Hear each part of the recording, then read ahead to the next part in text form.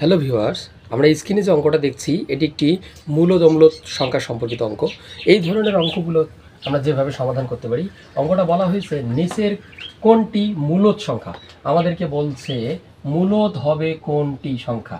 তাহলে মূলদ সংখ্যার জন্য এখানে যে অপশনগুলো দেওয়া আছে, মূলদ বলে রাখি যে মূলদ সংখ্যার জন্য দশমিকের পরে যদি সসীম সংখ্যক সংখ্যা থাকে, মানে শেষ থাকে, তাহলে হচ্ছে মূলদ সংখ্যা, এবং দশমিকের পরে যদি অসীম সংখ্যক সংখ্যা থাকে তাহলে সেটা হচ্ছে কিন্তু অমূলদ সংখ্যা।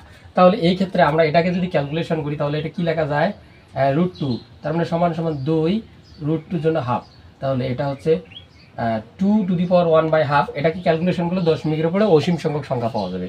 অনুরূপভাবে আমরা যদি এটার ক্যালকুলেশন করি √3, তাহলে 8, এটা সমান সমান লেখা যায় 1/3 সমান সমান 8কে যদি আমরা ভাঙাই 2-এর উপর 3 ইন্টু 1/3 সমান সমান, তাহলে 3 কাটা, এখানে হচ্ছে 2, যা একটি পূর্ণ সংখ্যা।